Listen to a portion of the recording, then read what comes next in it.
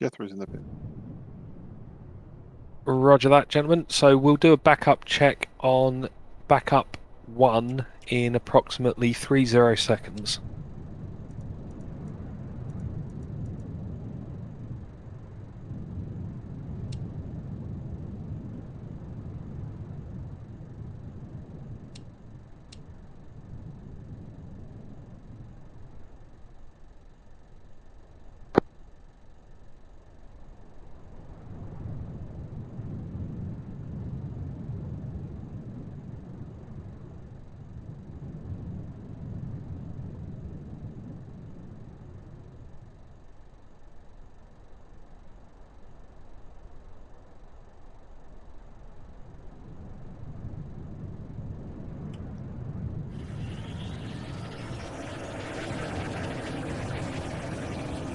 Alright, gents, just so you know, you need to have your CNI knob set to backup, and you want your radio set to both, and the channel set to 01.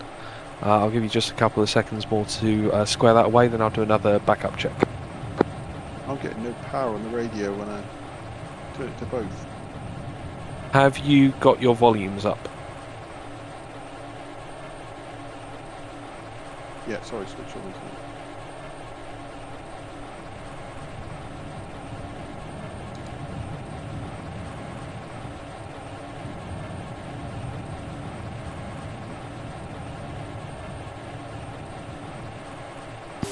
Ghost 1, check in on backup 1.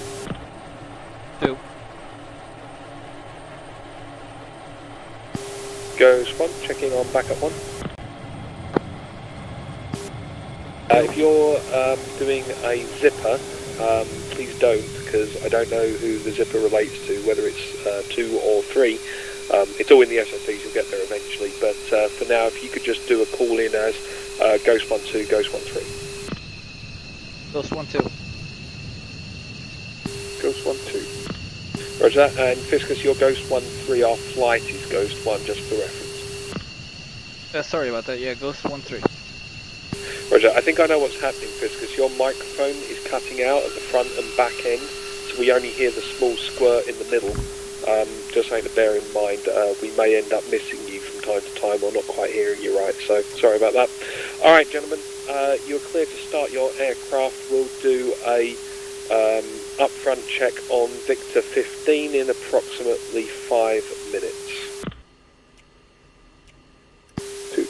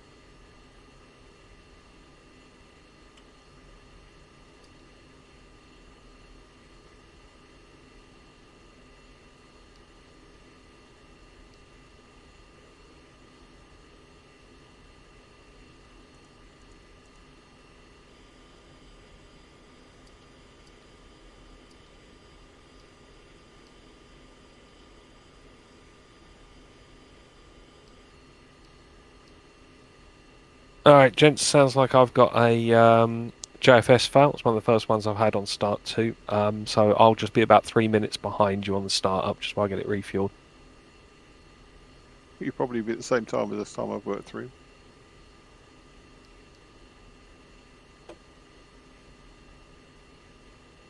I think the problem was that I'm so used to doing this by Stream Deck. I clicked, I think it was a left click for a start 1. And obviously that's only got a 50% chance of success, so by the time I'd got to realise it was a start 2, I was screwed.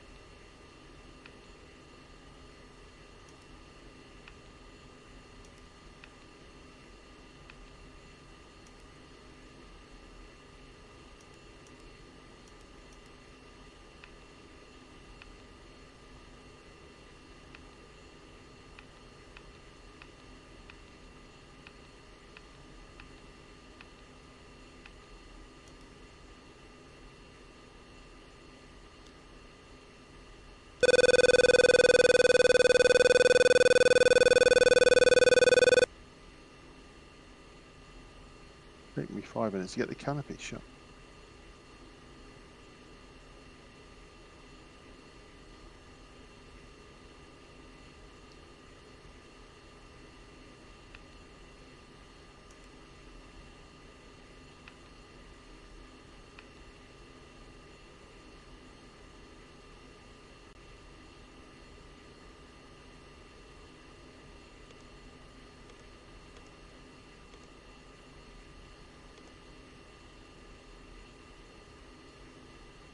For those of you remembering, just for the sake of my own sanity and confidence, it's a right click to get to start to, isn't it? It is.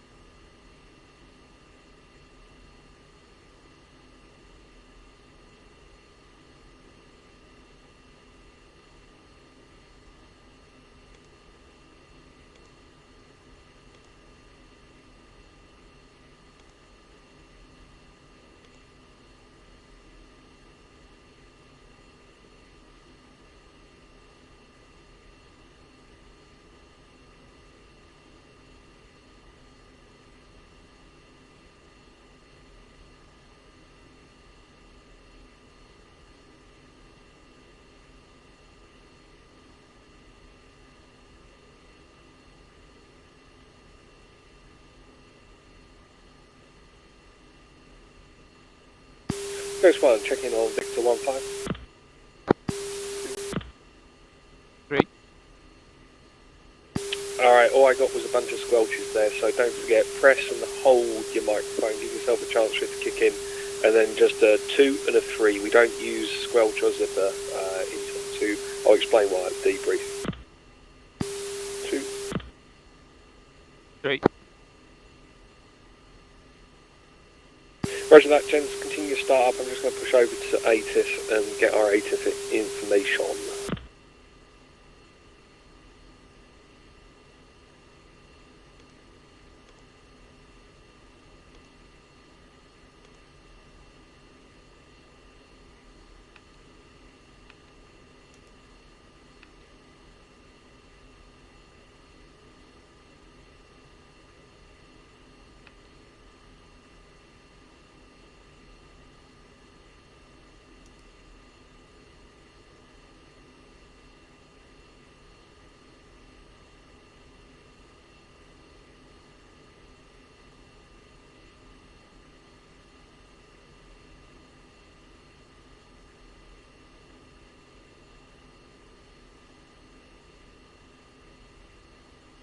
Alright, gentlemen, standby words on weather here at Gunsan. So, here at Gunsan today we have information India, pressure setting 1011. We're expecting a visual from runway 36, wind is at 030, averaging 14 knots, gusting 2-3. We've got 10 kilometre visibility, cloud view at 5,000 feet, and the temperature for what it's worth is 21 degrees. 2. 3.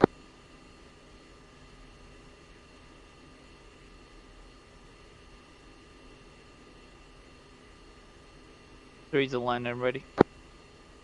Copy 2.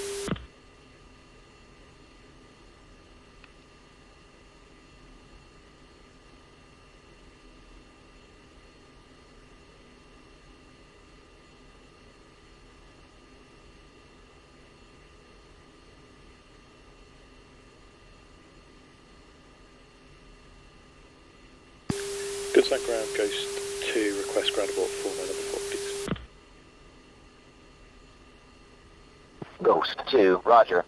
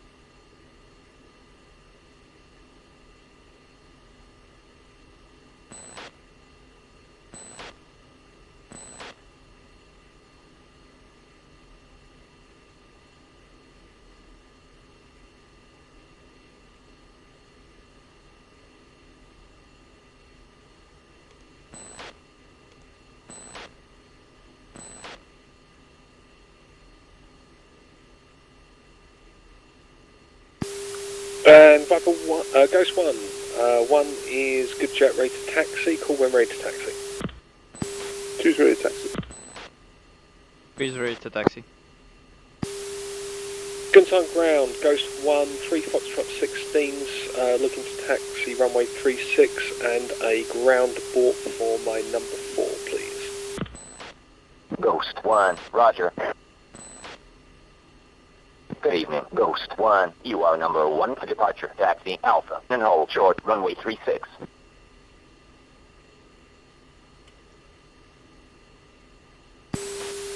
Alpha hold short for runway 36 for Ghost 1.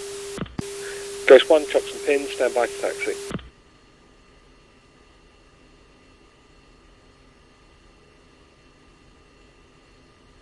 Ghost 1, taxi in sequence, 1's taxiing.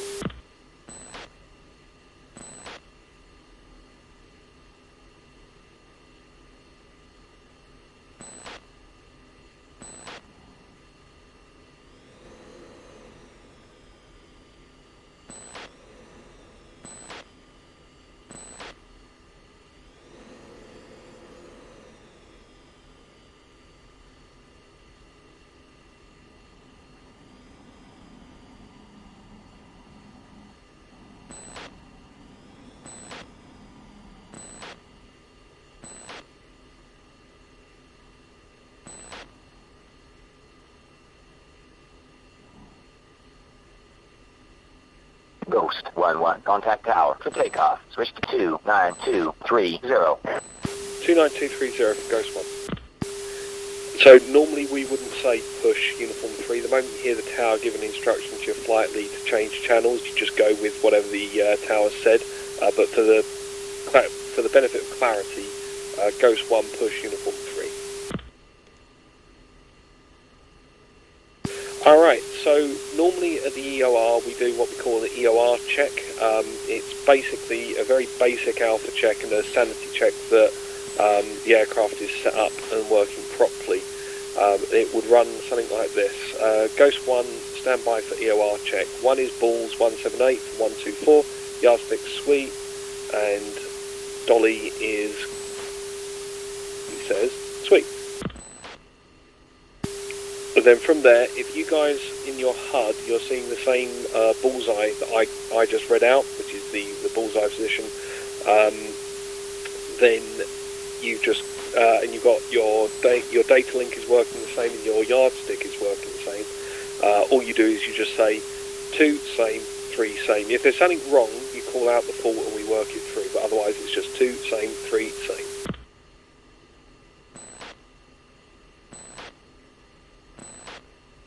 Okay, I've potentially got control issues all of a sudden. Who misses? Right, okay, what you got? Stand by, I'm just investigating at the minute. I've tried to use my cursor on my radar screen and it's not working. Roger that, I'll give you a minute to fight it through. It won't work on the ground, don't worry about it. Slew your cursor on your radar screen. No, just 2 seconds, I'm with you. Hang on. Roger. It's not gonna work on the ground.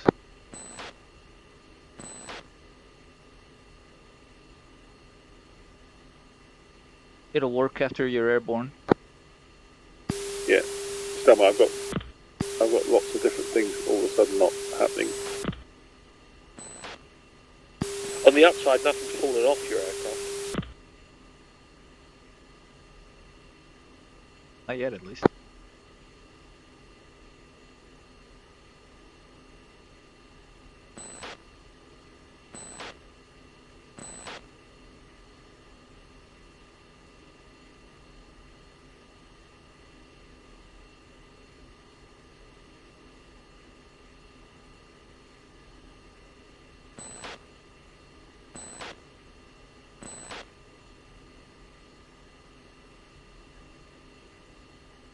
Yeah, it looks like all the switches on my throttle have stopped working. Let me just try the throttle again.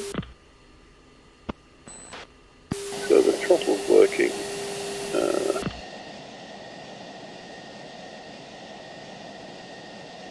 Is it just your throttle or is it your stick as well? No, the stick's working. And all the buttons on the stick are working. Your speed brakes are open, so that's working. And they're now closing. Okay, they weren't working 2 seconds ago, so I went to have a look outside. 2 seconds again, sorry.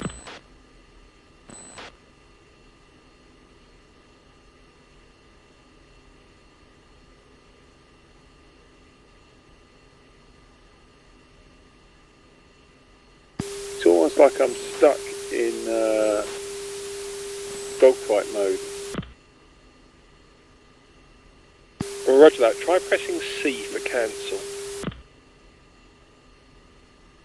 Okay, I didn't know that command. That sorted that out. Yeah, that's the old keybind. I'm surprised you had it actually. I was grasping there, but yeah, the C is the cancel dogfight mode command if you ever need it. Okay, so something's messed up with my dogfight switch. I'll leave it alone for the rest of the flight. Alright, well if you've got a scratch pad with you, by all means make a quick note of that. That's the whole point of this flight, to shake these kind of things out.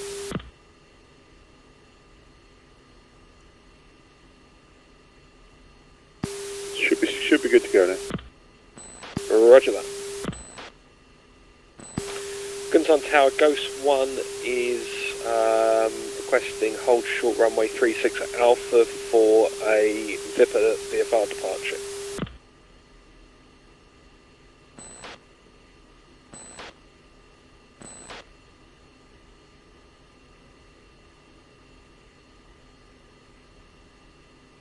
Ghost 1, Kunsan Tower, wing 030 at 6 knots, runway 36. You are cleared for takeoff. Guns on tower, Ghost 1 will position and hold runway 36 for departure. Ghost 1, we're clear to enter the active runway 36. We'll take a... What do you want, gents? Do you want echelon or do you want fingertip lineup? Echelon's good. Alright, I heard echelon, we'll go for that. Alright, gentlemen, one is taxiing to the runway, you're clear to enter.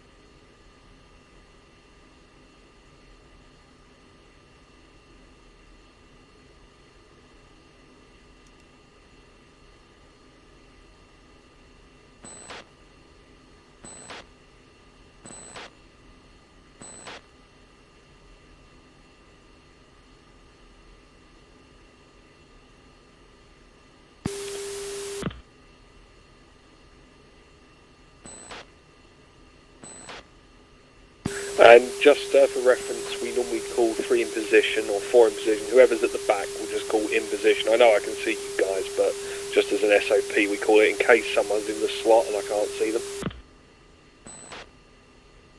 Who's in position? Alright gents, Viper 1, reference steer point 5, we'll ignore steer 2 and just go straight to 5 because it's broadly in a straight line.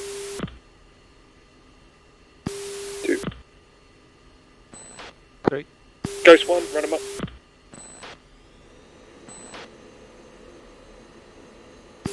Guns on tower, Ghost 1 is clear for takeoff runway 36. Ghost 1, is there a problem? Ghost 1-3, is there a problem? Ghost 1-2, is there a problem? Brakes, brakes, release.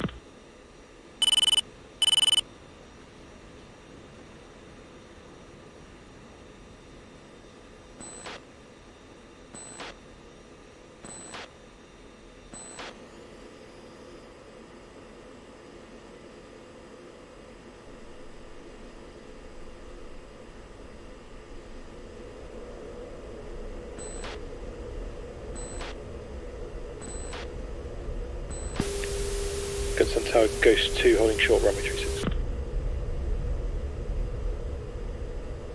Ghost 2-1, what is your problem? You are disrupting traffic. 2-7 gear. Ghost Visual. 1-1, contact departure. Ghost 2-1, Ghost unable. 1, Contact below. Switch Ghost 1, push 2-7-3-5-2. 3's up, visual.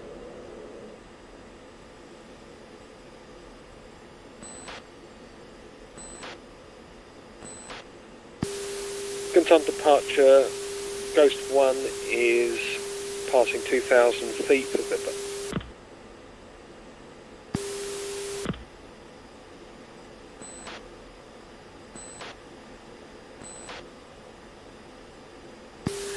Ghost 1, go fingertip, heavy side right.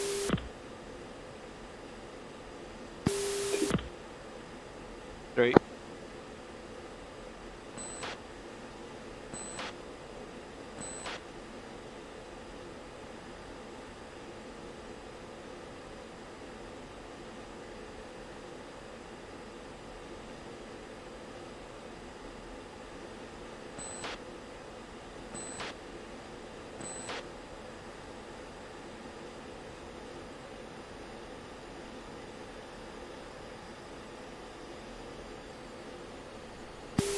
Sir.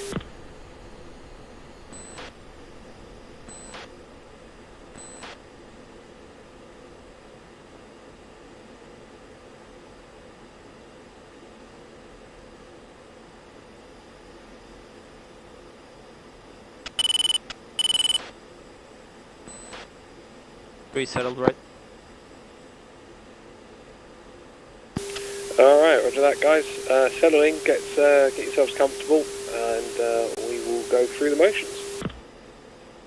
Interestingly enough, my landing gear wouldn't come off of my sort of typical throttle keybinds, so that was emotional.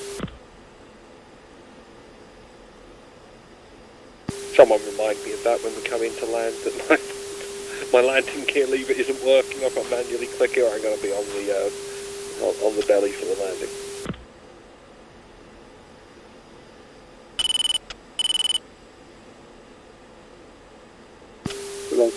phone formation in track IR. Yeah, it takes a bit of getting used to off the yard, doesn't it?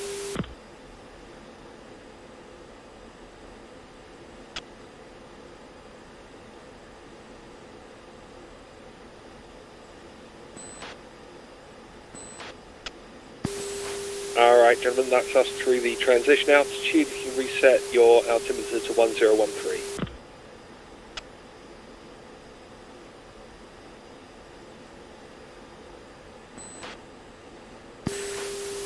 Goods on departure goes to airborne, departing via dual. Yeah, like I said, Vipper, didn't I? What a moron. So I've not been flying for a while. Ghost 2, Konasan, departure. Fly heading 355. Resume on navigation. 2-3 355, is resume on your navigation for Ghost 2. is your radar cursor working now? Mine is. Yeah, but it's the polarities have changed on it, so I'm not quite sure what's happened with these control settings. That's quite normal, don't panic. There's a button that says inverse axis and that'll fix it. Yeah, I set it all up previously and flown with it, no problem with it working, and now I'm getting all these control problems. Roger. Gunsan departure, Ghost 1 is north of... I forgot what the departure point is, not paying attention, but anyway, we're switching frequencies. Ghost 1, push uniform 6. Dual, that was it, dual. And that is why I have all the points marked on my 2D map and saved to the data cartridge. Nice. I just typically try and remember it, but obviously I'm having a bit of a weak and feeble human day today. Honestly, I'm not bad at this simulator, I promise you, I'm not this useless. Well, at least not all the time anyway.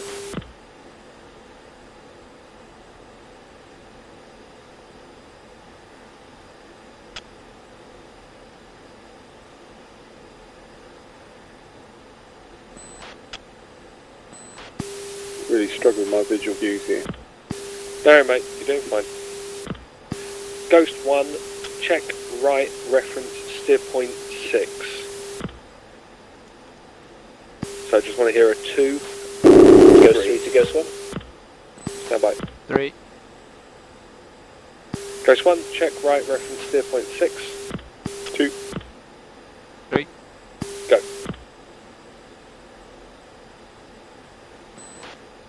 Send for Ghost 1. Ghost 3 has some config issues. We're going to hop out and hop back in again once we think we fixed them. Clear to do so. 2-3, you might just want to loosen off just a little bit, just in case there's some squirrelies while people go out the sim.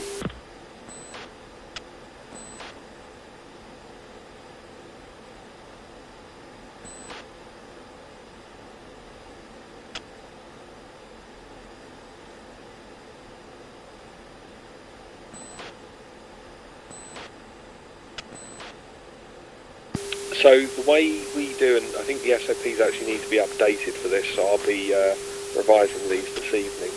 But the way we teach check turns and tack turns is that for check turns, we will call Ghost 1, check right, wherever it is we're going.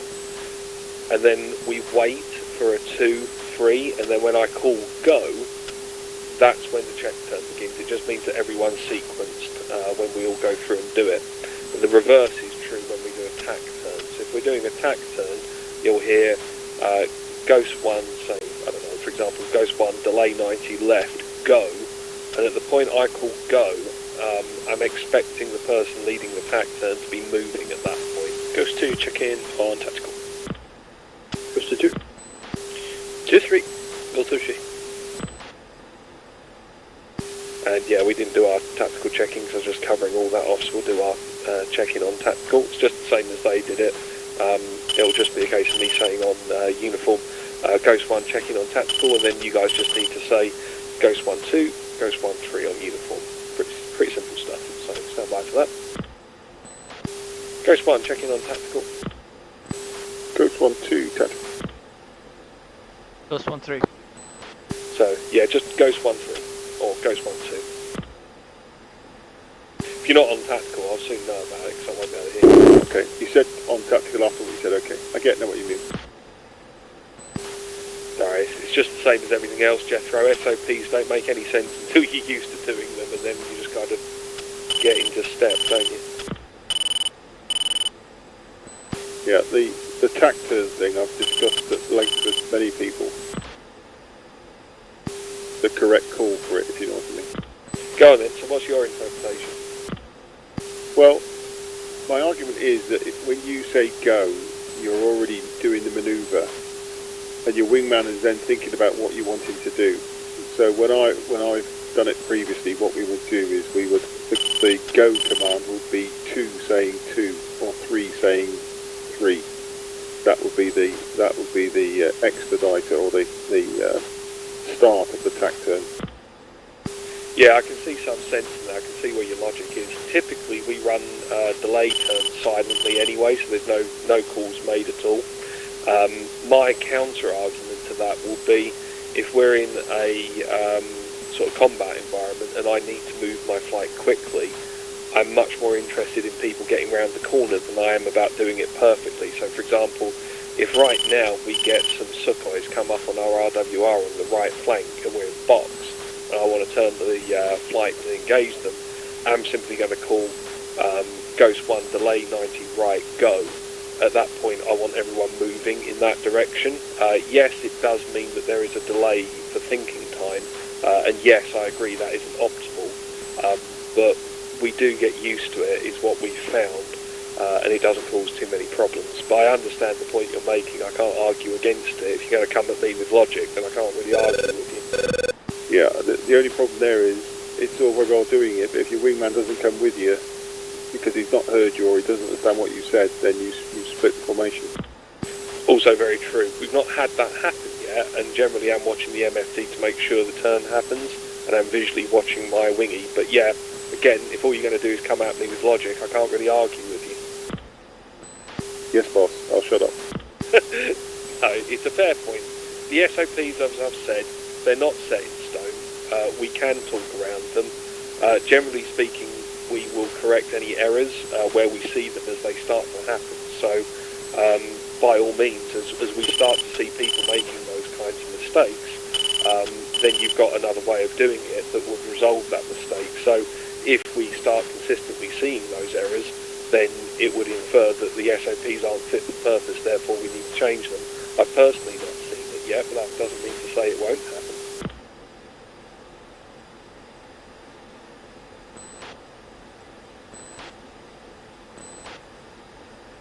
Yeah, but the way I look at it is they're not my SOPs. I may have written them, or rather synthesised them is probably a more accurate term, but they're our squadron's SOPs.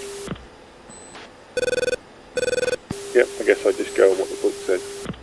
No, I would argue once you're a full member, it's absolutely you've got as much right as any to bring it up in a squadron meeting and say, I don't think we're doing this right, I think we should do it like this, and we can discuss it.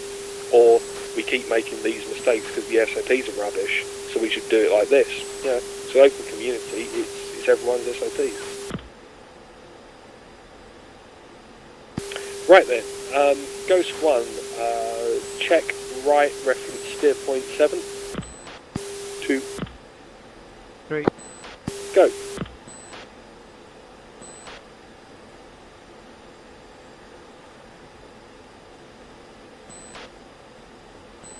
And you guys may want to loosen off again because it looks like the other guys have taken this moment to come back into the sim, so we may get a bit of stuff.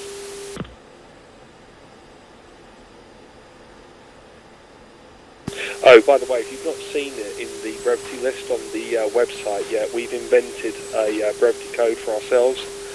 If you're experiencing lag, latency, or just generally bad frame rates or whatever else that may or may not impair your flying, we use the brevity term shaky.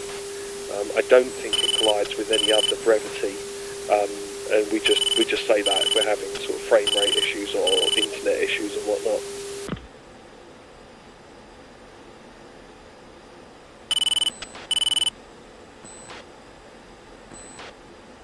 Should have been garbage.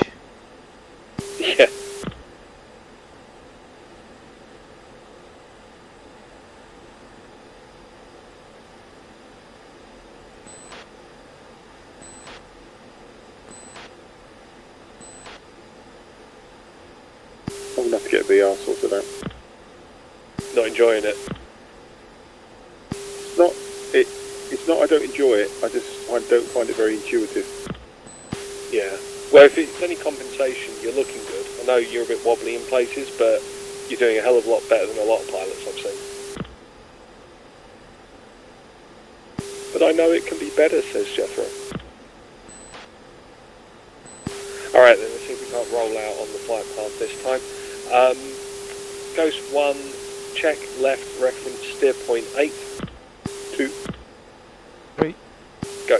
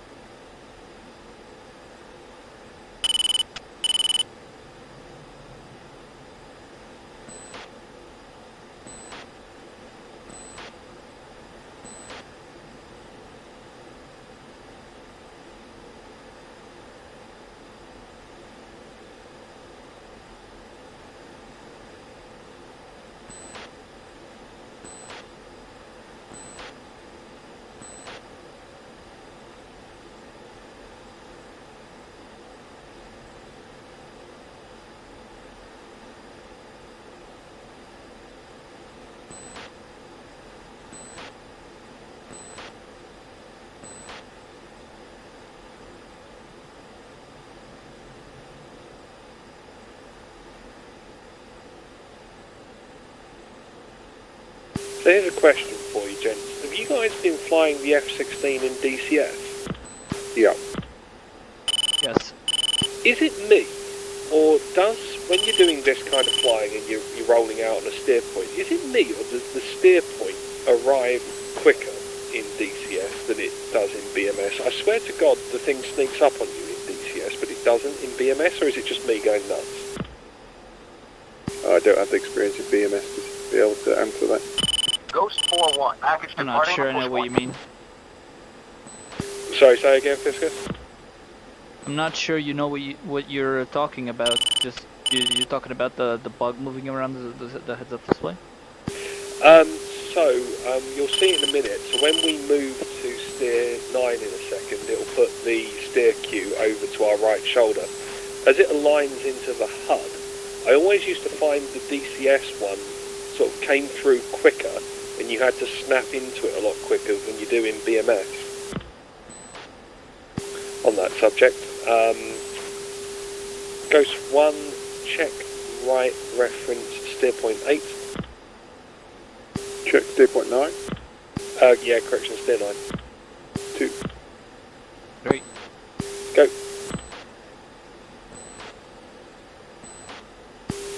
So yeah, Fiskus, just so you know, all I'm hearing is your squelch. I'm not actually hearing you call 3, so I don't know if you are or not, but I certainly am not hearing it.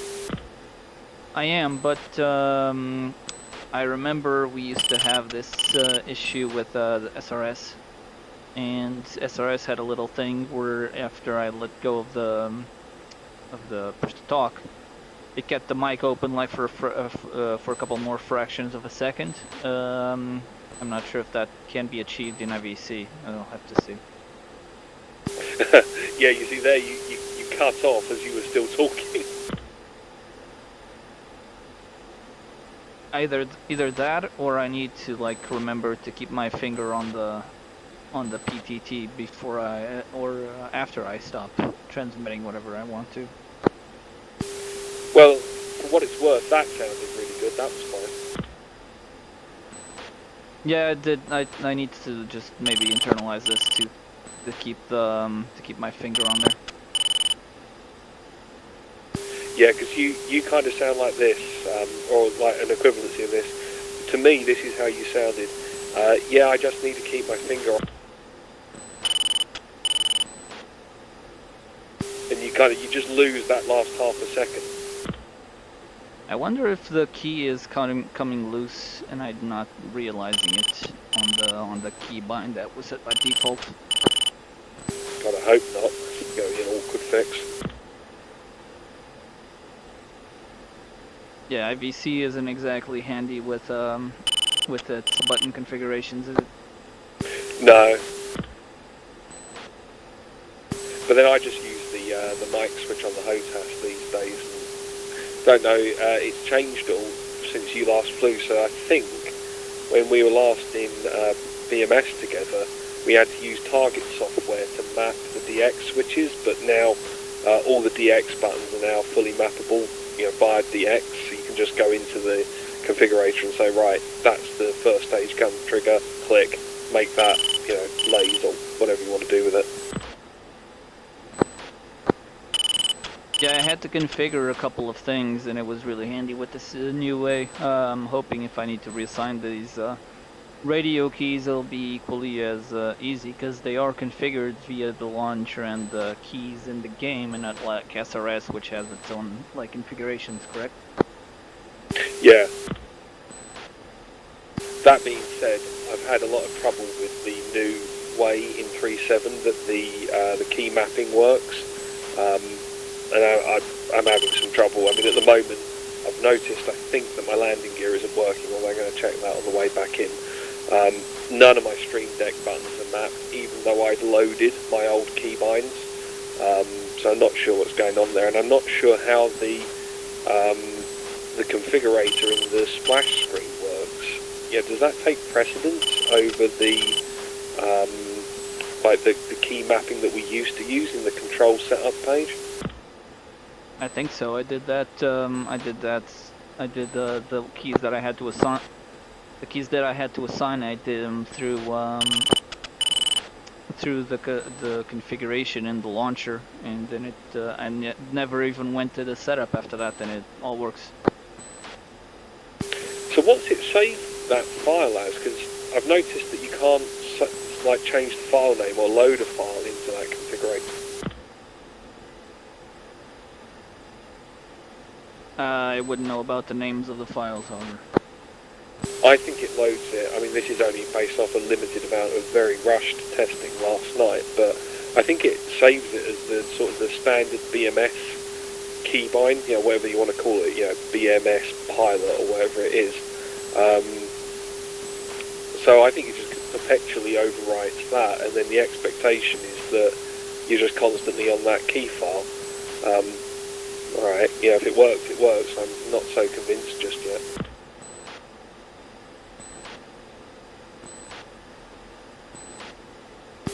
I've not seen yardstick at all yet either. Roger that, stand by.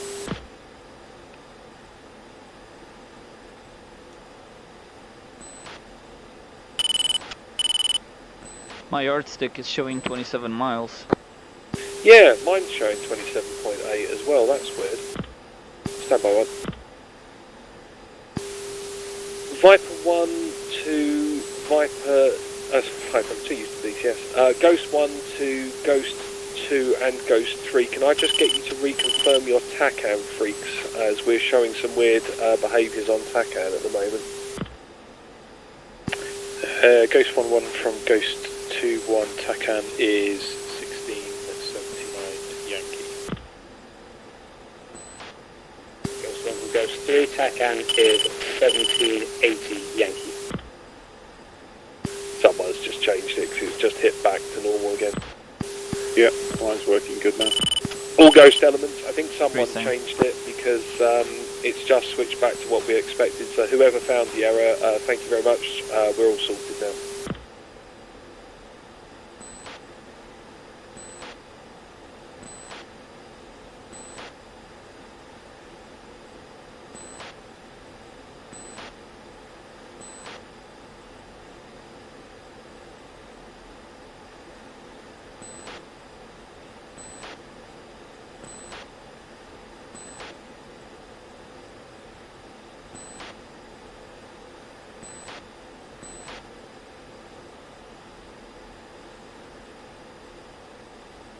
So come on then, gents, own up. Who's going to be all over the F-15E when it comes out?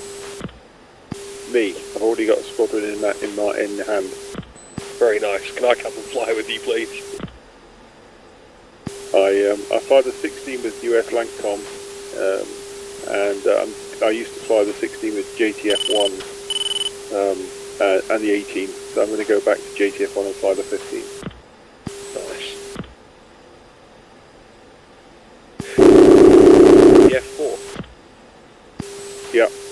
the Phantom. I've been flying the F4 with Phantom. That'll be an experience and a half. Yeah, we fly together. Well, at the moment he's moving house, but we normally fly together several times a week. Not had the privilege of flying with him yet. He was looking at the DCS squadron we were in, but he never got to flying for the reasons you said.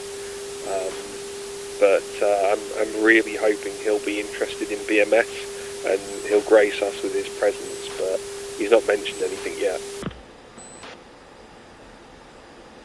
There's a good bunch. There's an XA7 pilot in the ATF-1 who's an Oracle, and there's a guy in DVW-8 who's got the Triple Crown, so he's got Tomcat, Hornet, and Super Hornet.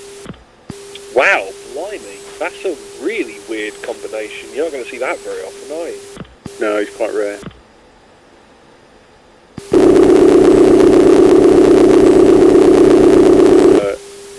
Flew as an aggressor at Top Gun, flying the Skyhawk, and then he went to fly the YB-57 for NASA. Wow. There's also actually a current F-18E pilot in DVW-8 as well. Yeah, it's hearing careers like that just make me wish I'd tried a bit harder at school. Not that it would have helped, but...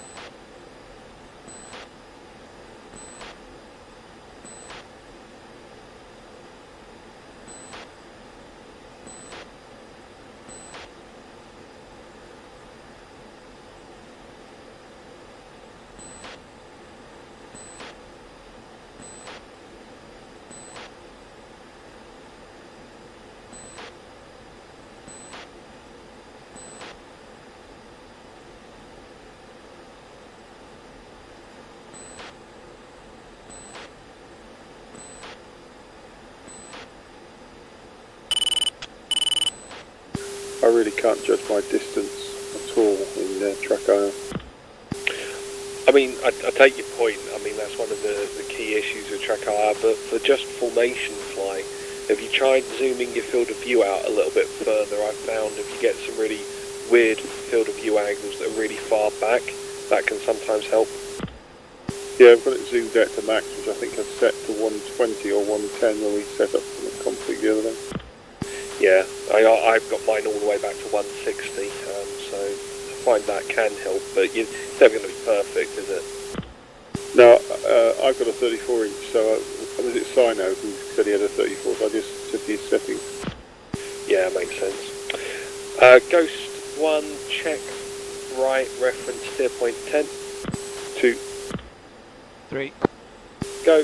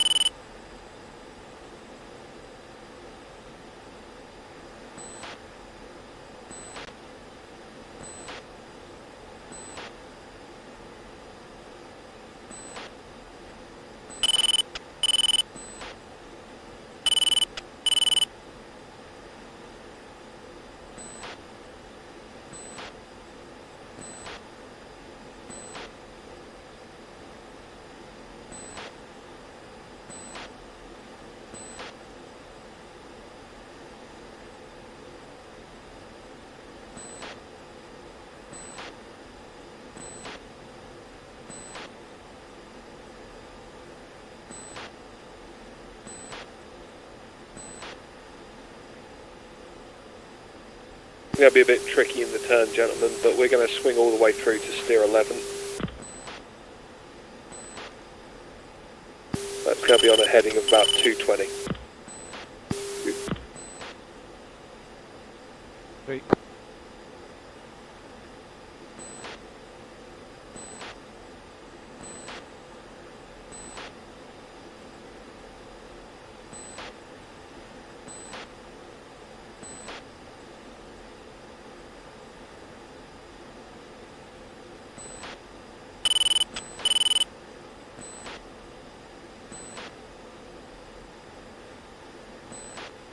Alright, gentlemen, I've got what I assume to be the tanker just right at the nose at about 35 miles.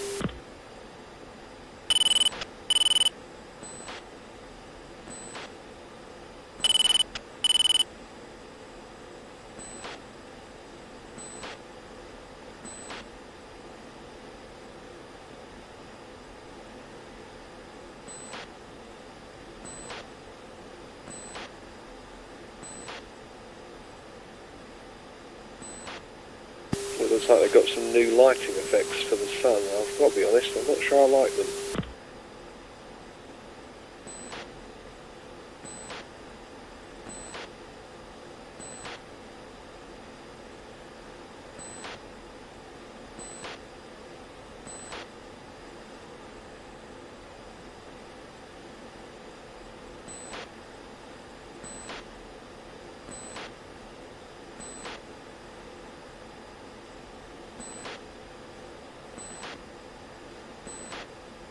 Alright, gents, tanker's going to be cold for quite some time, so settle in for this one.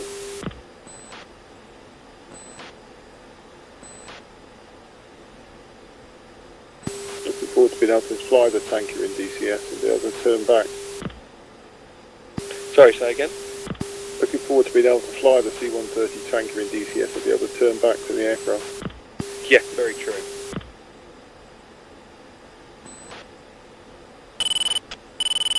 What types of speeds will the Herky Bird top off at? I mean, 230, 220, 240? How fast can she go? 250, 260 is top back, I think. Is that when she's configured for fueling? Yeah, I think so. I think 250 is the standard Herc refueling speed, apart from the helicopters. Oh, that's not too bad. I thought it might be a bit lower than that, like sort of 200 to 220-ish. And you sort of sat there going, oh, yeah, very wallowy at that speed. I remember trying to do it in the Mirage back in the day, even before or just before the F-18 was coming out. The 135 MPRS or whatever that thing is called wasn't out yet, so the only drogue refueler was the KC-130. And in the Mirage, while I was trying to adapt to that system, it was awful. Sorry there, Fiscus. We've got the tanker turning in front of us here. I've just got to kick us out to the right, or it's going to come right down between us. Great. Unfortunately, I can't interrupt you on comms because all you get is that horrible squelching noise.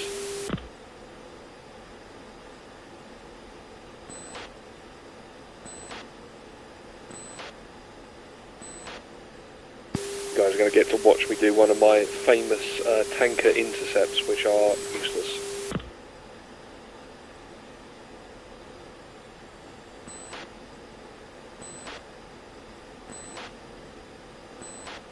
Oh, I've gone blind on you at the minute. Alright, keep going down.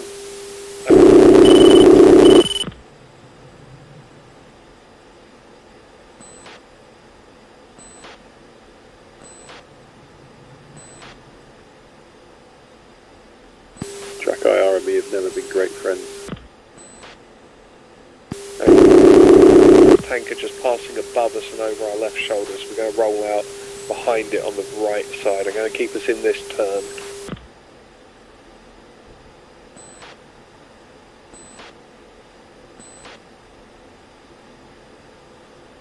It's weird, the tanker's supposed to run a lot further than where it is now, and it's just halfway through its route, it just decided to switch position and go back the other way.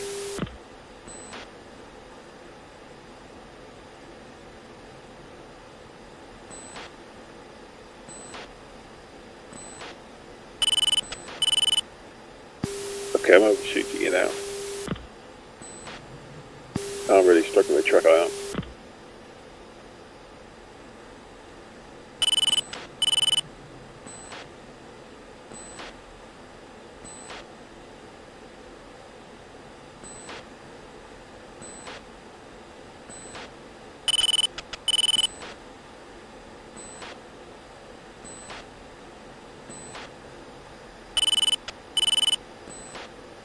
Alright, gents, I'm going to drive us back in towards the tanker, rolling out now.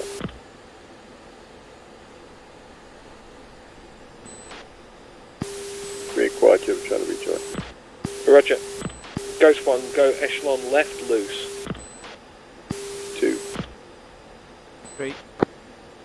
3, stay where you are for now, give 2 time to come back, then swing over when you see him. 3.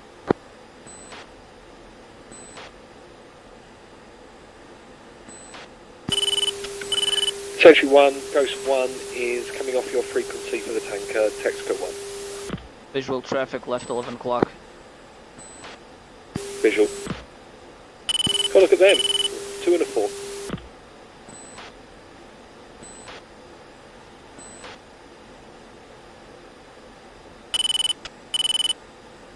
Good text turning away from us again.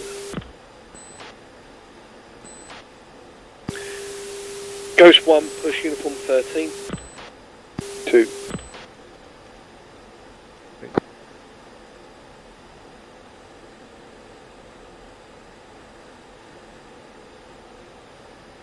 Tesco 1, 3 Foxtrot 16s for refuel, please.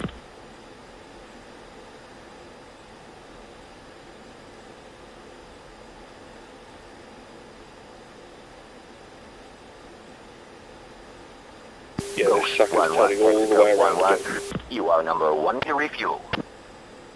Ghost 1-1, Texaco 1-1, clear to pre-contact position. Clear to pre-contact position for Ghost 1-1. I have a question. In BMS, am I correct in the understanding that only the flight lead has to call the tanker and then we all get sequenced, or is it like DCS where each aircraft needs to call the tanker individually? No, we'll all get sequenced. Roger. The tankers are quite a lot less glitchy than they used to be back in the day. Still not perfect by any stretch of the imagination, but they're a bit better now. They even call your fuel for you, so you don't have to look at you. Jesus, I've just lost position again. Really can't gauge distance.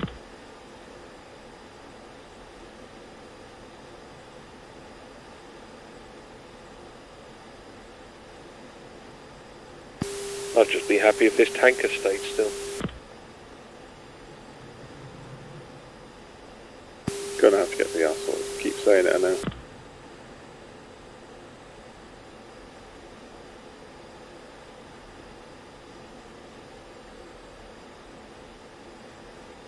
Okay, I've got a big fault come on now at the minute.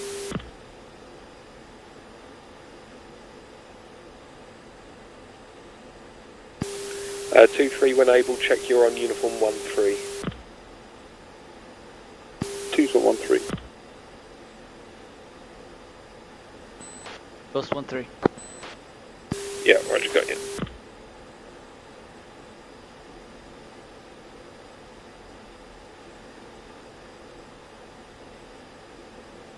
Ghost 1, pre-fueling checks. So, just referencing the SOPs, that just means that you say 2 and you acknowledge that you need to get your aircraft set up for refueling. You can do what you want. We don't mandate turning your radars off or anything like that. If you want to irradiate the poor little pixels on the tanker, then go nuts. I've switched my radar off and I've got a load of faults in the cockpit now. So you say you switched your radar off or your radio? Radar. So I put my radar to, or my switch to quiet. Okay, I've just switched mine to quiet. The only one that comes up is IFF and stores config. I don't think the stores config is linked to the that one. Yeah, it's an avionics fault it says, and it says SMS stab fail. Stabilizer fail. Not sure if it's advisable or not, but you can try a flickus reset. It says it's an avionics fault. Are you noticing any control issues with the aircraft? No. Suggest just clear it and hope for the best.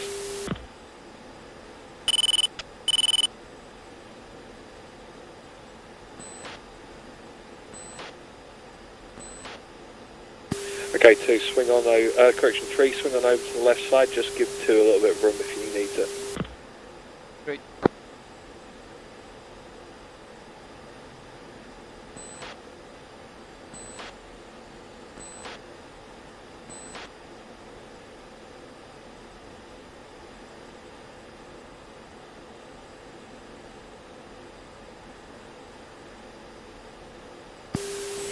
Okay, as long as I can keep my head around the position, then as soon as I lose it, I'm off. Roger. Coming off the thrust, gents, just going to start meeting the tanker speed.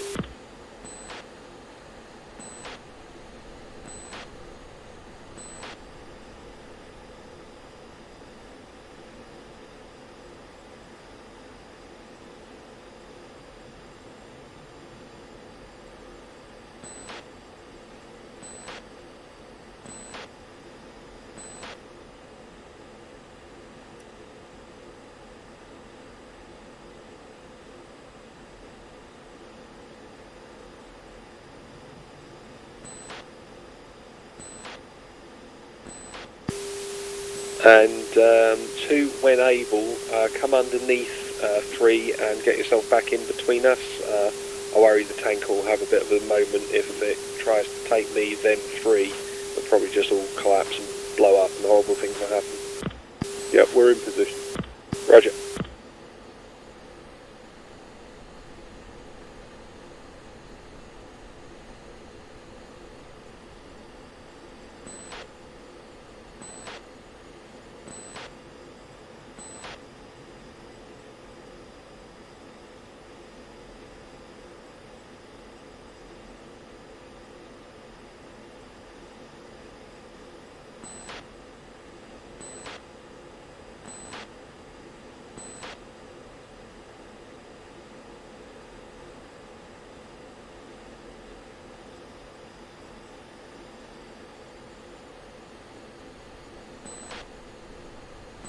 One's moving to the boom. Telescope 1, Ghost 1-1 is moving to pre-contact.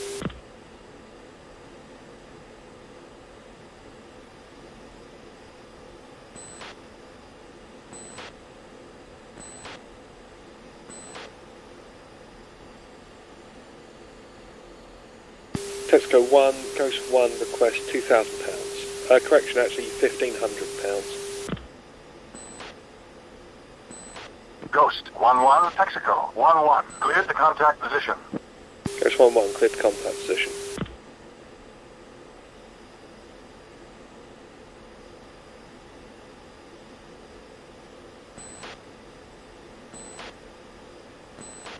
Ghost 1-1, stabilize.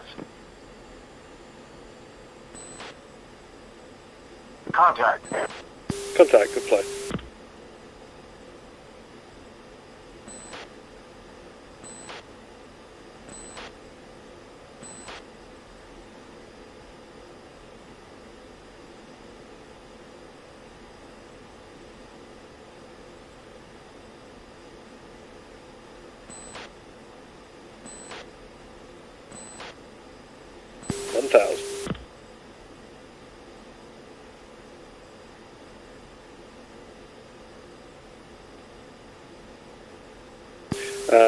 So gents, don't take more than £9,000, so disconnect when you get to 9.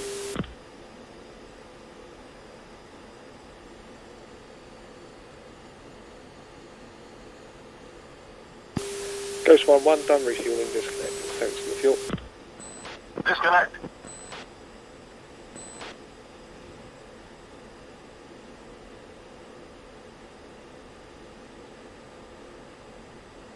And handing the tanker over to 2. Ghost 1-2, Texaco 1-1, cleared to pre-contact position. Roger.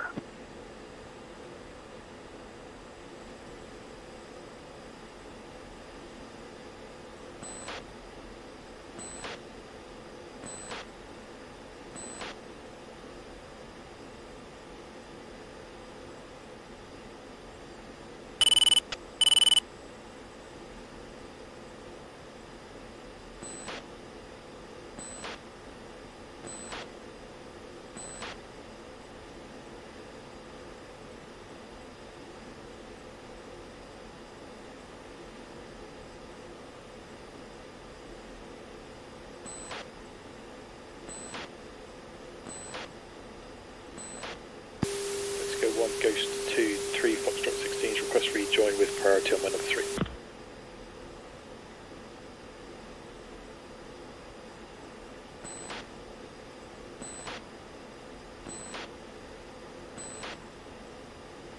Ghost 2-1, Texaco 1-1. You are number 3 to refuel. Well, I feel I'm too far forward here and not had a goal yet. You're in a good position. You're about 5 foot too low. When the lights on the tanker go blank, you're in the right position. You just need to hold steady. Otherwise, the right-hand one means move forward. You're generally not worried too much about the up-down. The boom will find you if you're close. Okay, I'm not seeing no lights. I've not heard the stabilise thing or anything yet. Alright, just keep moving forward. Steady, stay down. Steady, steady. Alright, stabilise there. I'll see if she's reaching for you. Stay steady, stay steady, stay steady. Keep forward. She's reaching, she's got to steady out.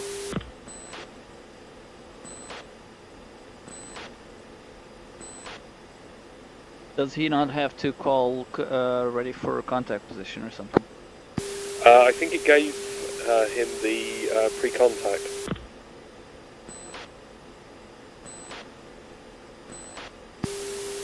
Technically it should go. I can see it reaching. So just try coming off a little bit and just see if it needs to give you the pre-contact first. If you didn't get the pre-contact, that might be why. Ghost 1-2, Texaco 1-1. Heads up, tanker is entering turn. So just put your gun crosshair on the tip of the nozzle and just hold at the back. Ghost There you 1-2, go. Texaco 1-1. Cleared the contact position.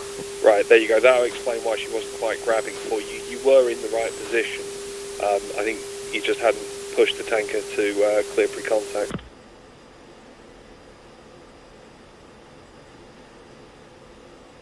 So you'll get the lights now and it'll do her stuff.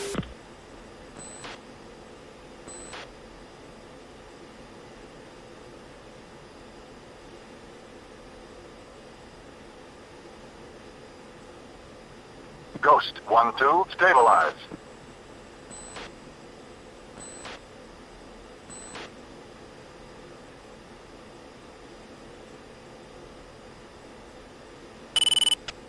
Contact.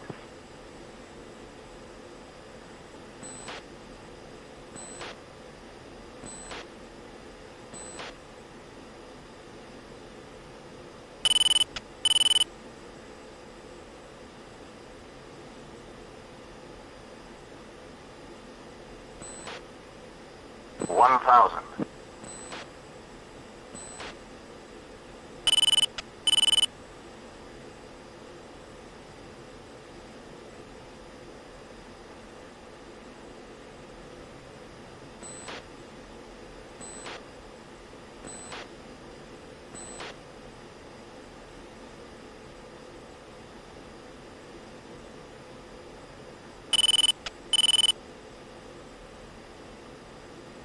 $2,000.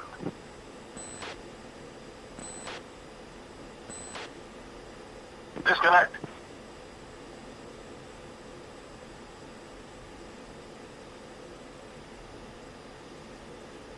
And two, once you've got yourself all squared away and ready, if you just press Y3, that'll move the tanker over to number 3.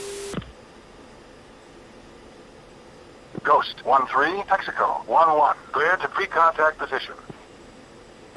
Roger. Here's the pre-contact position, Ghost 1-3.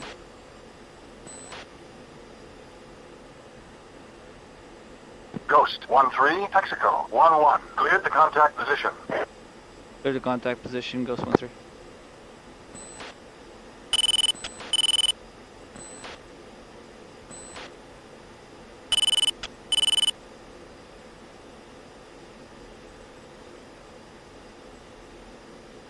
Ghost 1-3, stabilize. Contact. Contact, good flow, Ghost 1-3.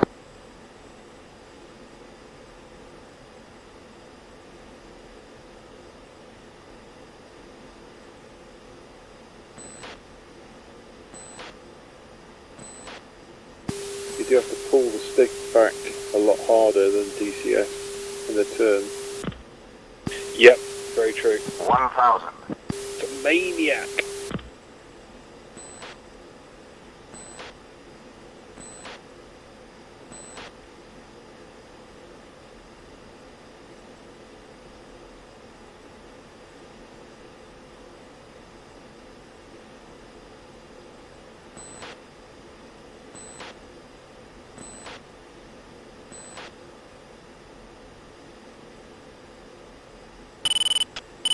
$2,000.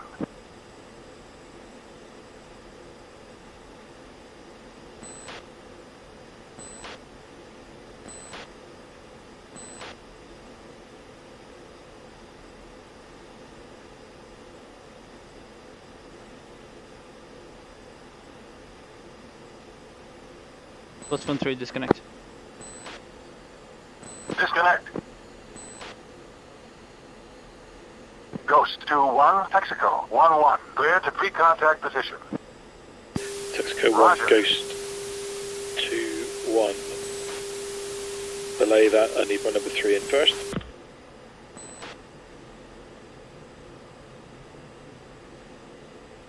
Well, as you may have to go up there and Ghost touch the 2-2, tanker. Texaco 1-1. Clear to Or do that pre-contact one. position. Roger.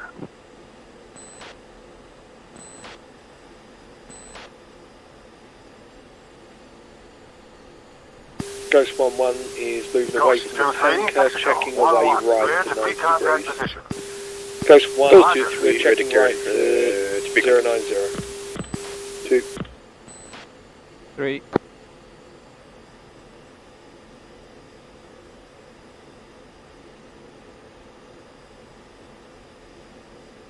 Texaco goes 2-3, requests 4,000 pounds of fuel.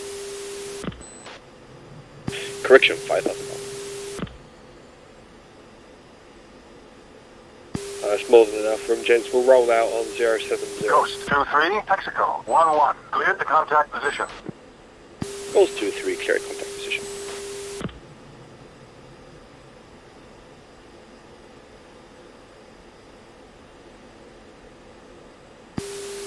Ghost 1, host fueling checks. So all that means is make sure your fuel door's closed, radars are back on, reset your aircraft as you need to, and generally you just acknowledge it with a 2-3. 2. 3.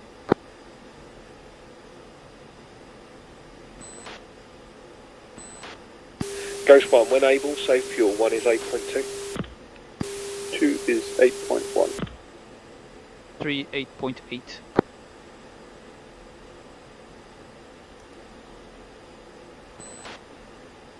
Ghost 1, set steer point 12. Ghost 2-3, stabilize. 3. Tesco 1, Ghost 1 is departing your frequency, thanks for the fuel. Ghost 1, push uniform 6. 2. 3.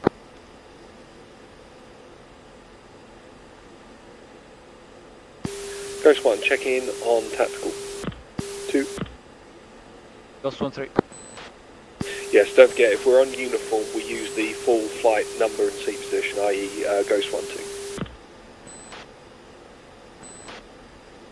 Alright gents, I'm going to gradually bring us up to 360 knots, and because you're all on the outside of me, I'm going to do a gentle left-hand turn onto steer point 12. We're going to go all the way around. So, to that end, Ghost 1, check left, reference steer 12. 3. Go.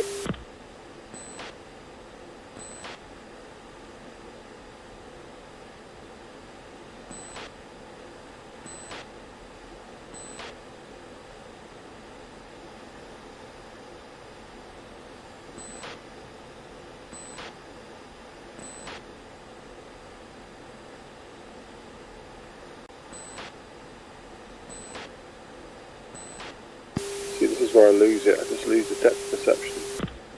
Feel free to do level turns if it works better for you.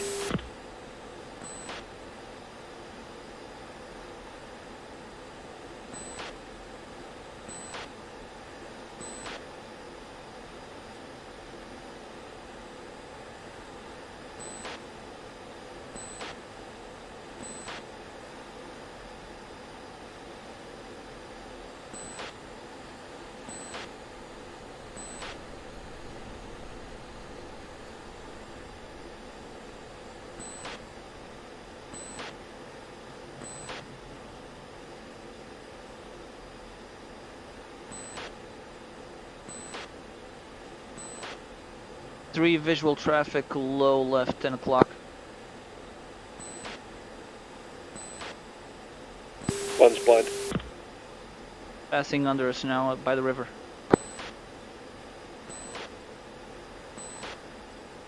Still blind, but we got clearance.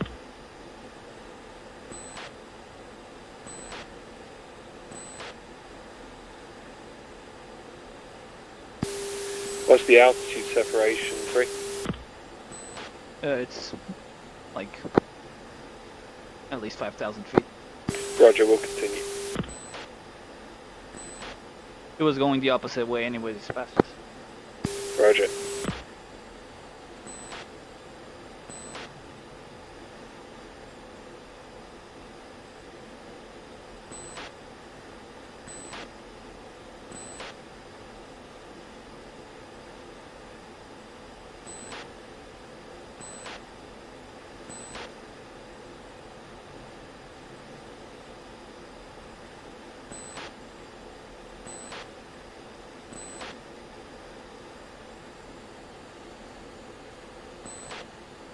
Alright gents, time to burn a little bit of the fuel that we've got a bit too much of. So we're all at about 8,000 plus or minus a few hundred at this point. I'm just going to burn us with a bit of gate until we get down to about 5,500 to 6,000 pounds. So, to that end, Ghost 1, gate, go.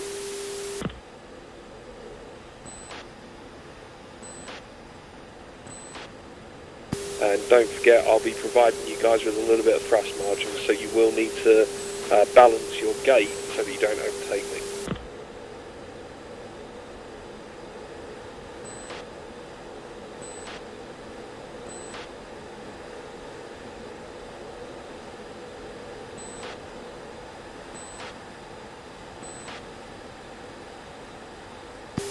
Not one for now, 3, but just for your awareness. They've now modelled the the tail light flash positions in the game, so we can set our tail flash position to our seat numbers, and then it'll blink the number of times relevant for our seat number. So we do that as SOPs. Oh, we changed that. Yeah, funnily enough, they brought it in not long after it came into DCS. Funny old thing. Yeah, I believe DCS is probably a nice resource of ideas and things that the BMS guys can implement into the F-16s. I'm all for it. Yep, amen to that. I just wish that the DCS guys would think the same way and nick some of the good stuff out of BMS. No, because Eagle Dynamics thinks they're the best, and that's it. Steady, Jethro, I think I've triggered him, I'm sorry. Well, it's still the nicer flying experience in DCS. Yeah, I agree. There are people that say they prefer the flight model in BMS, and I'm not a pilot, what the hell do I know? But I think you're right. I think it's a better flight model in DCS. However, the weapon flight model, particularly for missiles, is just appalling. I won't disagree with either of those points. I get a lot of detonation in my engine with the sound of it. Sorry, say again, too? I feel like I'm getting a lot of detonation in my engine. Lots of banging going on behind me. Are you transonic? Let's have a look. Roger that. Okay, monitor 3, but if you need us to come out of gate, let me know. Sorry, monitor 2, but if you need us to come out of gate, let us know. Just when I back off with the throttle slightly. Ghost 1, Buster, go. I don't see anything ripping out from your aircraft from back here too. Yeah, it's getting lots of banging in my ears.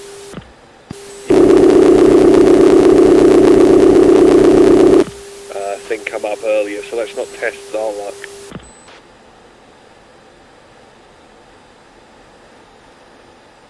Feel free to strip if you want to shake your aircraft down and take a look at things.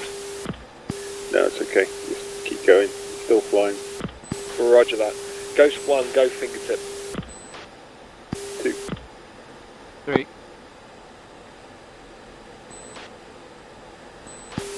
Should have called crossing under. No need, it's assumed by our SOPs.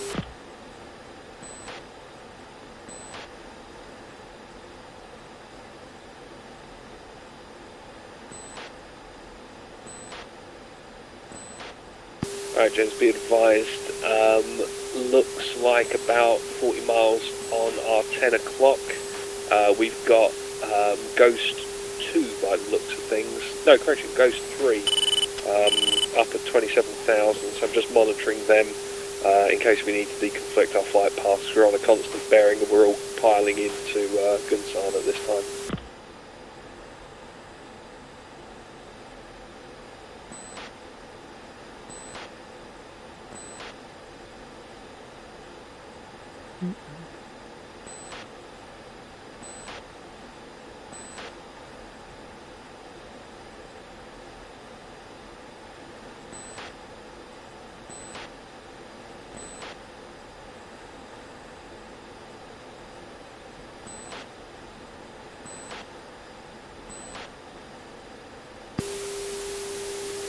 Ghost 1, I'm going to start coming off the thrust back down to 360 knots. I'm also going to start a 3-degree descent into Gunsan at this time.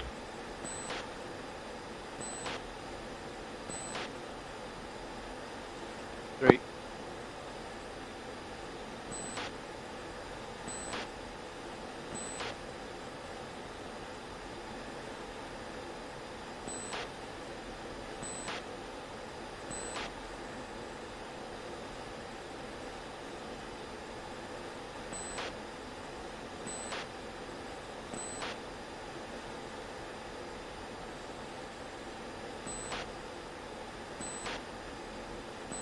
And just while we've got a little bit of headspace, I'll brief the landing plan. So we are coming in from Vipper, not Jewel, I've got it right this time. So we'll be coming in from Vipper. It's a direct VFR approach, so that's a straight in approach into an overhead brake. The pattern is left, 5-second separations. We will come in at 360 knots per our SOPs. We will do a level brake. You want to set your thrust around 80%. Looking to roll out the brake at about 240 to 220 knots. We hit the perch at 220 knots. We indicate the perch as being the point where the runway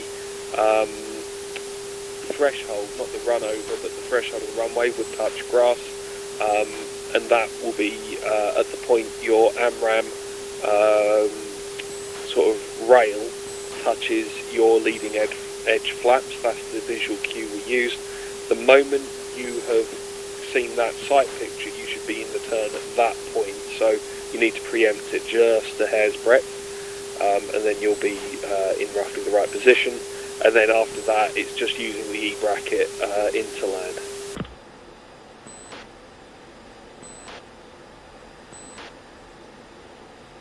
Gents, I'm going to have to come off the thrust fairly aggressively here, or we're going to overtake the flight ahead of us.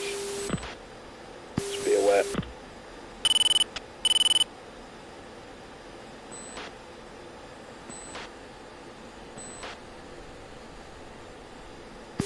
One's looking to grab 360 knots, thrust is steady now.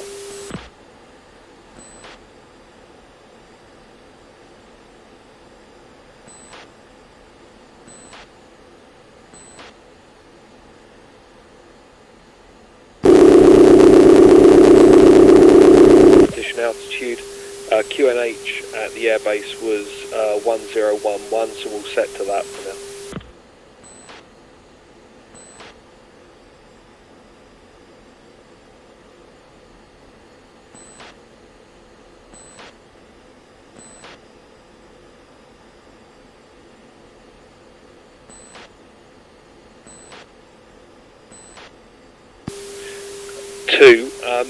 For the break, I'm going to need to have you over in echelon right. Would you rather stay where you are through these turns, and then you can do level turns to make it easier, or do you want to move over to the inside? I'll stay here, it'll make Three's life easier. Roger that. What I'll do then, I'm going to extend us out and away from the steer points and then bring us back in again, and then that'll give us all room and the guys ahead of us. So to that end, gents, I'm just going to check left to about 210 degrees. 2. Great.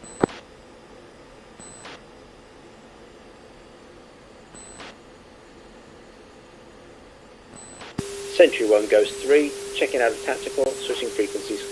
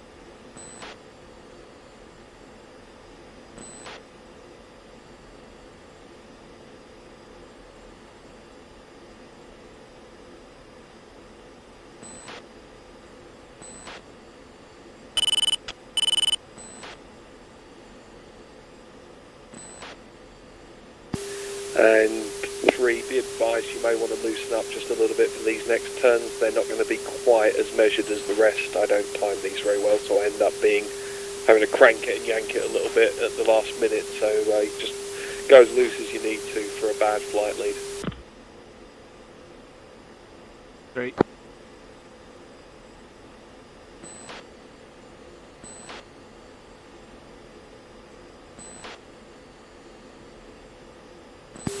Bingo. Copy, bingo.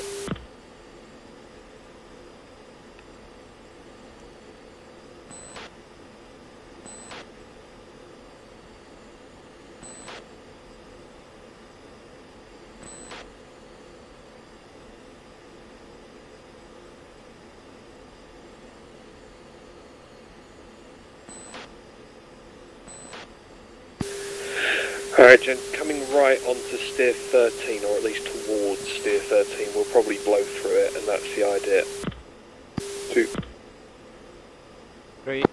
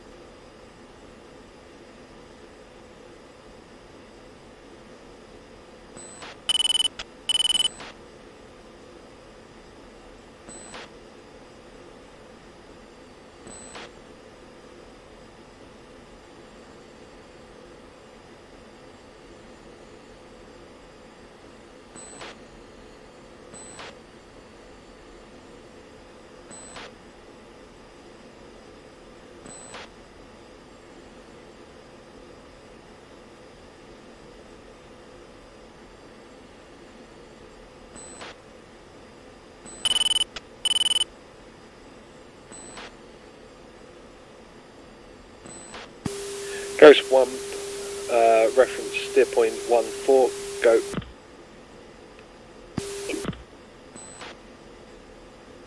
Great.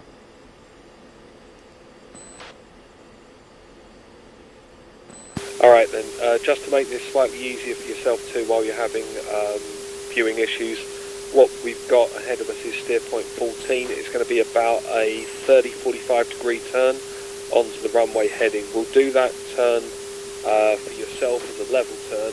I'll get 3 to kick out and give you room to slot into echelon right, and I'll call echelon right once we're lined up and rolled out on the other side of steer 14, if that works for you. 2. Ghost 1, stand by to push uniform 4. Sentry 1, Ghost 1 is checking out and moving to Gunsan. Ghost 1, push uniform 4. Ghost 3-1, contact tower for landing. Switch to 29230. Ghost 3-2, contact tower for landing. Switch to Gunsan approach, 29230. Ghost 1 Ghost is 3-3, 26 contact tower miles for to landing. your Switch to south. 29230. We are at 4,000 feet, heading 3,000. Request VFR from Vipper for overhead brake.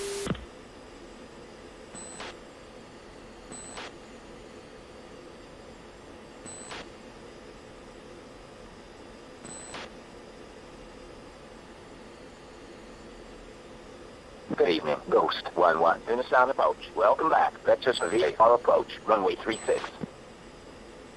QH1009. Ghost 1-3, turn right heading 075, climb to 6,000, maintain 300 knots. Ghost 1-1, turn left heading 315, climb to 5,000, maintain 270 knots. Gents, you may need to do an abort, which is Ghost 1-2, turn right heading 075, climb to 5,000, maintain 300 knots. and then 6. Ghost 1-1, in a sound approach. Roger, contact approach when able. What, right now? Ghost 1-3, turn right Yeah, heading well, you're going to get all 115. this tower gobbling at you. Ghost 1-2, turn right heading 115, climb to 5,000. Ghost 1-2, in a sound approach. Roger, contact approach when able. Good evening, Ghost 1-3, in a sound approach. That's negative, due traffic, contact approach. Good evening, Ghost 1-1, in a sound approach. Continue inbound, a straight in approach, runway 36. Welcome back. Good evening, Ghost 1-3, in a sound approach. That's negative, due traffic, contact approach. It's telling me no, there's too much traffic. Roger that, just, if it won't abort you, it's just going to keep chatting at you, but alright, it'll fix when we move over to the tower. Ghost 1-3, turn right heading 125, climb to 6,000, maintain 300 knots. Good evening, Ghost 1-3, in a sound approach. That's a negative, due traffic, contact approach.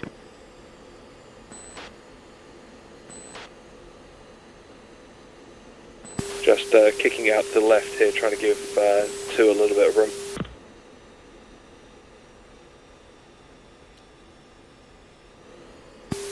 Gunsan approach, Ghost 2, flight 2, Foxtrot 16 is approaching from the south Ghost west 3-1, straight turn in sound approach. tower. Next time, get a clearance before landing. Ghost 3-1, contact tower. Switch to 29230. 29230 for Ghost 1. Ghost 1-3, turn right heading 130. Good evening, Ghost Ghost 1, 1-3, push in a sound uniform approach. 3 That's and check negative, right due traffic, onto runway contact heading. approach. 2. Great.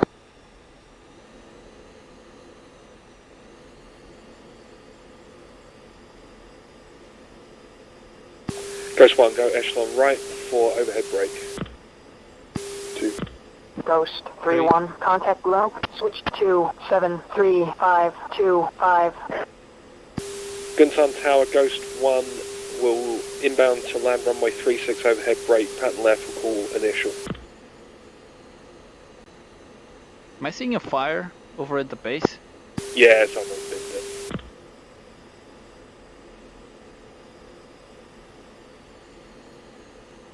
Gunsan Tower, Ghost 1 initial. Ghost 3-2, contact below. Switch to 73525. Ghost 1-1, Kunsan Tower. Continue inbound for runway 36. Report on final.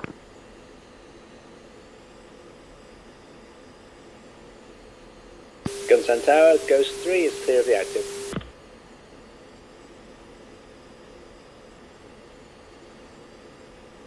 Ghost 1-1 in brake.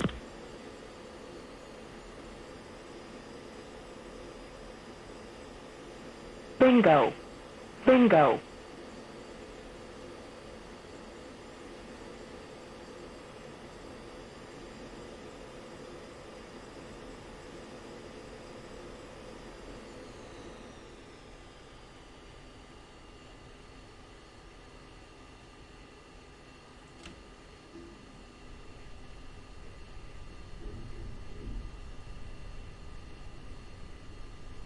One three, check your gear.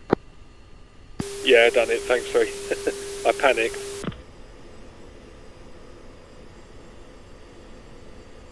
Ghost 1-1, finals to land.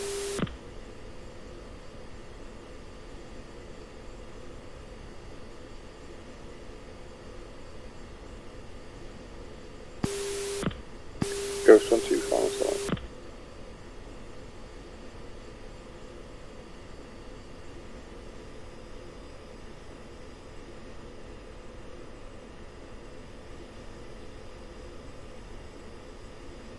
Ghost 1-3, final flying.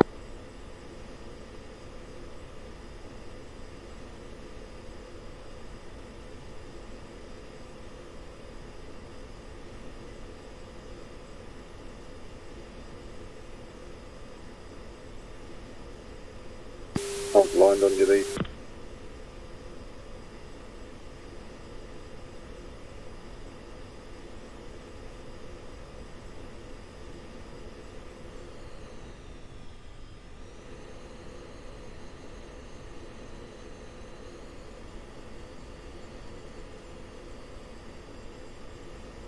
One's cold side right.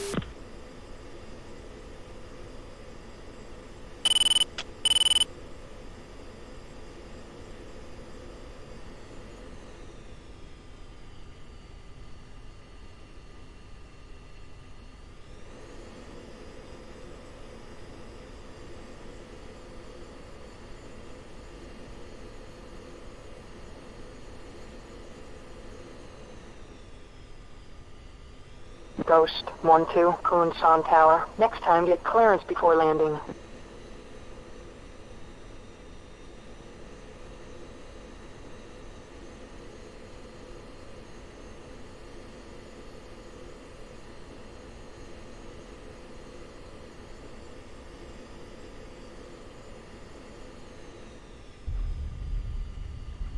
One's clear of the active at Echo. Ghost 1-1, contact below. Switch to 73525. 273525, Ghost 1. Says we'll stay on tower until we're off of the runway. 1-3, I think I just had a tail strike, engine out. Roger that, clear the runway. Ghost 1-2, contact below. Switch to 73525. Ghost 1-2 is clear there.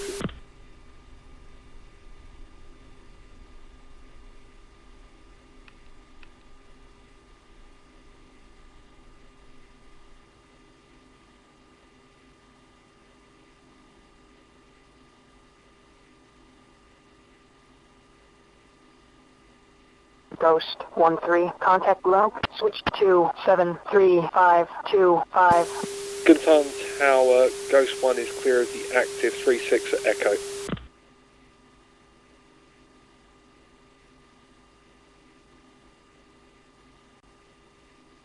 Ghost 1-3, clear the active, requesting a tow, please.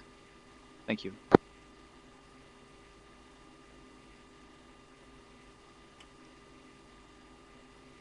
At 3, I think your radios have gone. Can you hear me on Discord? I can. Can someone get a tow truck out of here, please? Get out and push. It's your fault.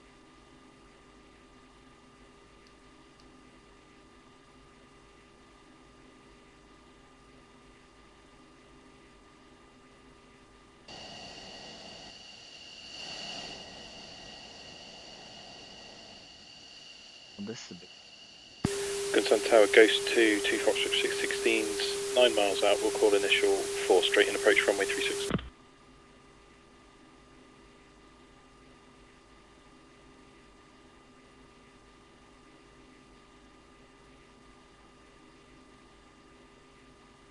Ghost 2-1, Kunsan Tower. Continue inbound for runway 36. Report on final. Report final, Ghost 2.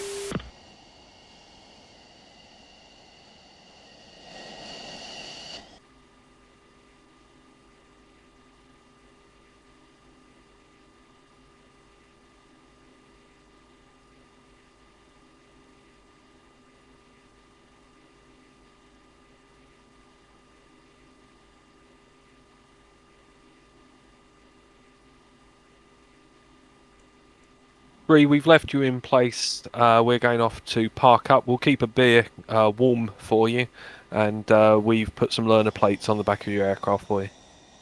Yes. Just hotboxing in here.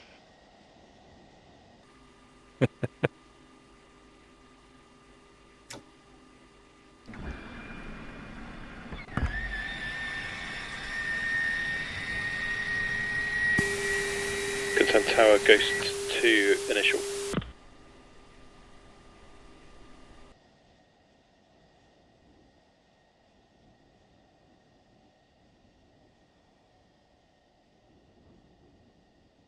Great, and I'm streaming this, so this gets to be out there for posterity. Consent Tower, Ghost 2, final.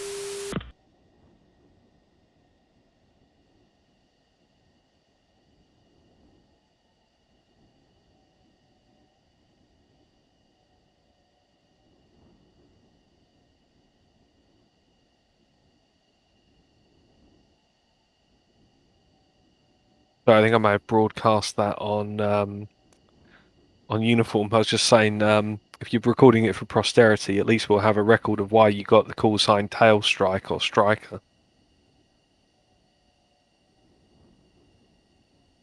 Well, I can always make the private. Unless you go Wish on I my stream could, right blimey. now and clip it. Just edit it out. No one will ever know.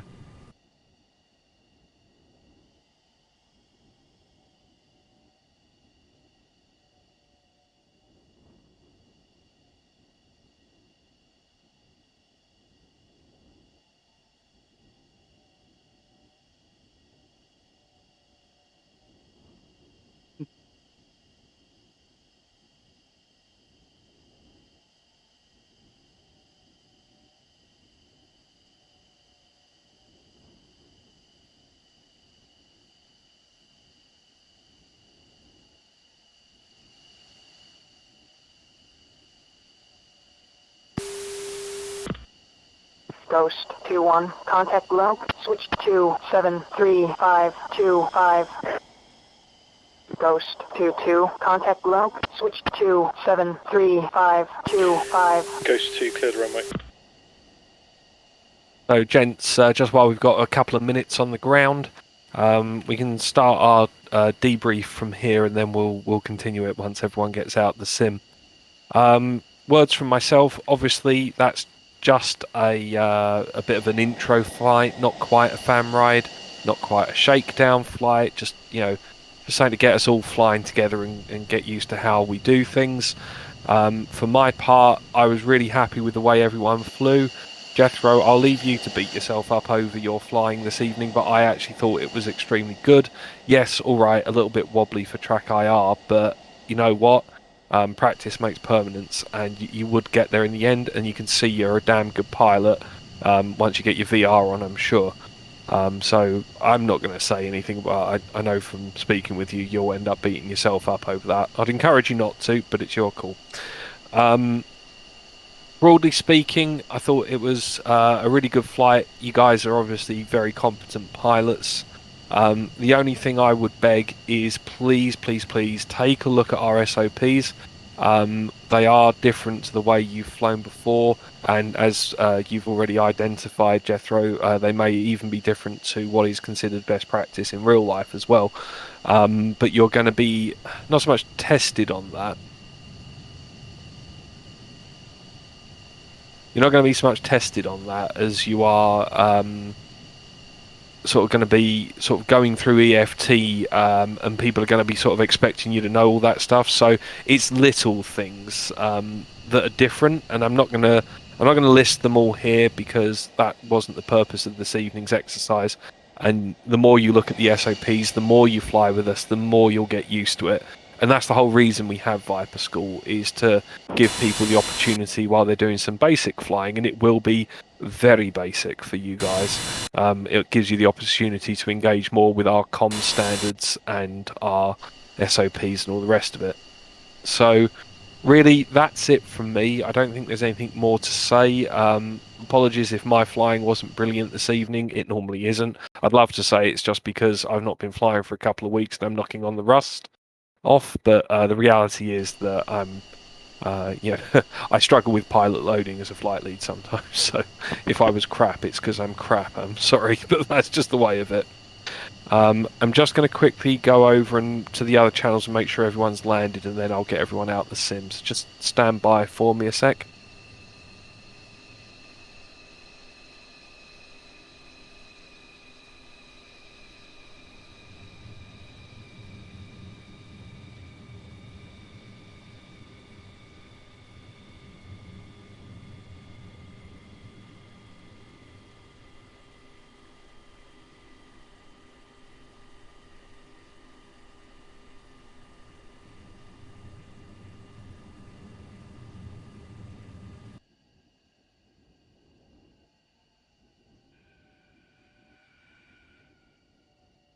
Alright, gentlemen, shut your aircraft down and you are clear to exit. We'll continue our debriefing once we're out the sim and on Discord.